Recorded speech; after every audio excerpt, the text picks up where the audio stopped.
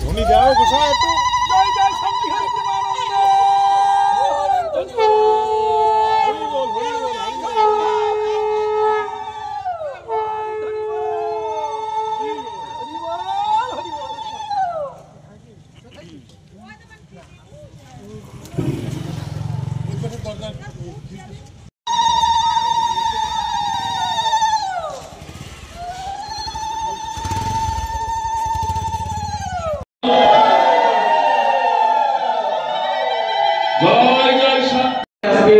ঠাকুরের ছবি তুলে দিচ্ছেন আর আমার সঙ্গে একটু ধরিধ্বনি দেবেন জয় জয় শান্তি হরি প্রেমানন্দ একবার হরিধ্বনি বলুন।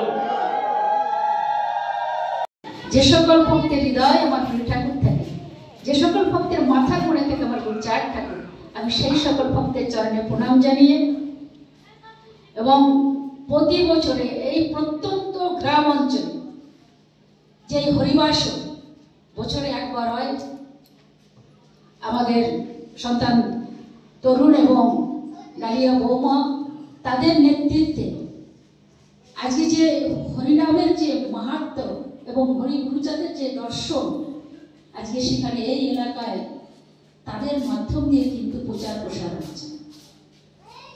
এত সুন্দর মন্দির এবং তার সঙ্গে এত সুন্দর সাজিয়ে তারপর সামনে আবার সেই কামনা সাগর যাতে ভক্তরা সেখানে স্নান টান করতে পারে। এই অঞ্চলের মানুষ তাদের জন্য হরিনামের মাধ্যম দিয়ে সুযোগ সুবিধা যাতে তারা করতে পারে এবং এটা কিন্তু তারা তো এখানে থাকে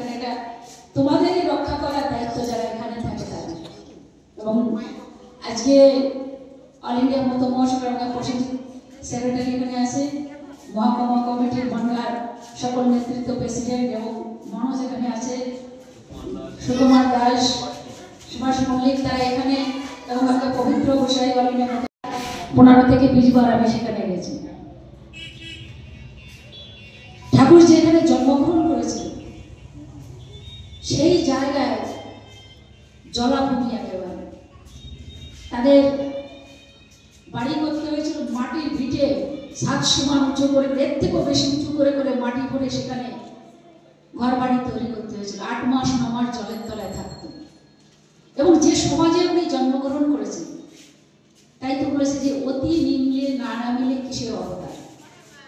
তাদের ভিতরে যে এই যে যন্ত্রণা আমাদের যে অধিকার থেকে বঞ্চিত করে রেখেছিল, সেই যন্ত্রণা নিজের পরিবারে নিজে সেগুলো এই সমাজে প্রচুর অত্যাচার সহ্য করেছিল। জমিদার থেকে অত্যাচার হয়ে তাদের চলে আসতে ভিটে মাটি ছেড়ে তাদের মামা বাড়ি যেখানে ওরা কাঁদি, সেই মামা বাড়ির যে গ্রাম সেখানে এসে তাদের বসবাস করতে ঠাকুর উপলব্ধি করতে পেরেছিল। সেই একেবারে তার যখন পঞ্চম 5 বছরের শিশু এমন কি তার ভিতরে চেতনা আসে যে তার বাবার বিরুদ্ধে জিহাদ ঘোষণা করল, যে আমি মানি না তোমার এই খণ্ডালি ভক্ত, মানি না তোমার এই শোষণকারী ভক্ত। বাবা কখনো তো ভক্তরা যখন নালিশ করতো, বাবা তখন তাকে ডেকে রাগ করতো আর বলতো, হয়তো কখনো তাকে মারও দিত, ছোট বাচ্চা শিশু তখন বলতো তার বাবার বিরুদ্ধে জিহাদ ঘোষণা করলো, তোমার এই ভণ্ডামি আমি মানি না তোমার ভক্তদের, এবং যারা শোষণ করে এই সমাজে আমি তাদের মানি না। তাই ঠাকুর আবার যখন দেখা যায় যে রামকান্ত পরম বৈষ্ণব সে যখন ওই বাড়িতে আসতো তাকে আবার জড়িয়ে ধরে হাও করে কান্না করতো। এক বৈষ্ণবদের ভিতরে খুঁটিনাটি ফেলে দিচ্ছে, ব্যাগ ফেলে দিচ্ছে, তার চোলার ভিতরে ব্যাগের ঢুকে গেছে সব ফেলে দিচ্ছে। আর এক বৈষ্ণব যখন ওই বাড়িতে আসতো তাকে জড়িয়ে ধরে হাওয়াও করে কান্না করতো। এই দুটোর ভিতরে আমরা পার্থক্য যদি না বুঝি, সে প্রকৃত মানুষ তৈরি করতে চেয়েছিল, মানুষের ভিতরে বিভেদ নয়, সে চেয়েছিল যে প্রকৃত মানুষের লোভ লালসা অহংকার ত্যাগ করে দিয়ে এই সমাজে। তাই তো ঠাকুর বলেছে মা বাবাই ভগবান। এত বড় কথা পৃথিবীতে কেউ বলে, ঠাকুর বলে যে আমি ভগবান, বললো যে তোমার মা বাবাই আমার ভগবান। আজকে এখানে তরুণের মা বাবাকে এই মন্দিরের ভিতরে এখানে রেখেছি, এটাই তো আদর্শ। কারণ আমাদের নিয়ে এসছে কে? মা বাবা, এবং বাবার থেকে মা হচ্ছে আরো বড়। বাবা হয়তো একদিন একটা বীজ বপন করে তার মার গর্ভে, আর মা সেই গর্ভে সেই বীজটাকে 10 মাস 10 দিন ধারণ করে। এখানে যারা মা সন্তান জন্মছে তারা জানে যে সন্তান জন্ম দিতে কি, তাদের পুরুষরাও বুঝবে না। তার কারণ হচ্ছে এই অনুভূতি, যেটা যে না ভোগ করে সেটা বোঝে না। এই যন্ত্রণা সাইন্স এত উন্নত কিন্তু তবুও কত মা পৃথিবীতে সন্তান আনতে হলে তারা যেতে হচ্ছে। কিন্তু মা কখনো ভাবে না যে আমার মাধ্যমে সৃষ্টি হয়, আর এই সৃষ্টি আমি নাই না থাকলাম পৃথিবীতে, কিন্তু আমার মাধ্যমে যে সৃষ্টি তৈরি হয় সেই সৃষ্টি আমি রেখে যাই। তাই তো নারী শক্তির পুজো হয়। পৃথিবীতে নারী শক্তির পূজা কখনো মাটির প্রতিমা দিয়ে মূর্তি তৈরি করে পুজো করা হয়, কখনো দুর্গা, কখনো কালী, কখনো আমরা শান্তি সত্য ভগবানকে পুজো করি। কিন্তু প্রকৃত যে জীবন্ত যে মা করে আছে, যে নারী শক্তি, তাদের যদি আমরা সম্মান না করি তাহলে আমাদের যা কিছু সবই দিতে হবে। তাই ঠাকুর বলেছে হরি গাছ হচ্ছে মা বাবা, আর হরি গাছের ফলটা আমি। যদি গাছকেই যদি আমরা সেবা যত্ন না করি তাহলে সেই গাছ যদি না থাকে তাহলে ফলই হবে। মানে এত সহজ সমাধান হবে আমাদের এই ইহকালে জীবনযাপন করার জন্য। বাস্তবে যা প্রয়োজন সেটা আজকে করেছি। এই যে মানুষের যে বয়স হয়েছে, যখন অল্প বয়স ছিল মা বাবা করেছে, গর্ভে জন্ম দিয়েছে, মা বাবা তাদের মানুষ করেছিল, তাদের আবার বড় হওয়ার পর সন্তান হয়েছে, আবার তারা কিন্তু বয়স আবার সে ছোট বাচ্চাদের মতো হয়েছে। এখন কি চাই? কি চাহিদা? কোনো চাহিদা নেই, এখন একটু ভালোবাসার চাহিদা।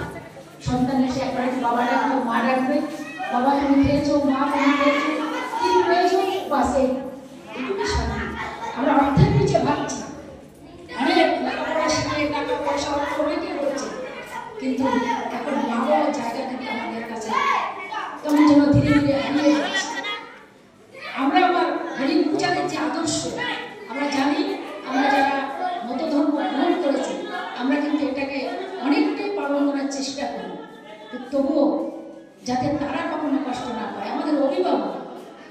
আজকে ঠাকুরের যে চিন্তা ভাবনা ছিল, যে ঠাকুর বলেছে যে কর্মই ধর্ম, এই পৃথিবীতে কর্মের উপরে আর কিছু নেই।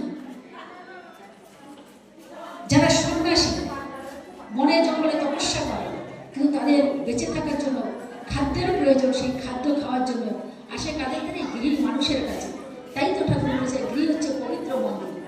এই মন্দিরের কাছে যারা দৈনন্দিন জীবনে কর্ম করে, যার যা কর্ম, কেউ মানে কৃষিভিত্তিক মানুষ যে ব্যবসা করে, তার সংসার করে এবং সে নিজের সংসারকে লালন পালন করে আমাদের সমাজের জন্য কিঞ্চিত পরিমাণে তারা যতটুকু করে সহযোগিতা করে। তাই তো এই মন্দিরের উপর নির্ভর করে এই পৃথিবী এখনো টিকে আছে। এই মানে সংসার মন্দির, তার উপরে নির্ভর করে আজকে এই পৃথিবী এগিয়ে যাচ্ছে। তাই আজকে ঠাকুরের কাছে আমি প্রার্থনা করি যে প্রতি বছর যেন এইভাবে বাৎসরিক যেন প্রতি বছর এইভাবে যারা তোমরা এখানে কাছাকাছি আছো, এটাকে রক্ষা করার দায়িত্ব তোমাদের, এবং প্রতি বছর যেন এইভাবে হরিবাস করো, এবং এখানে ভক্তরা এসে যেন এই মন্দিরের ভিতরে এসে তারা নিজের লোভ লালসা ত্যাগ করে সব কিছু দিয়ে এই যে ভাতৃত্ব বন্ধনে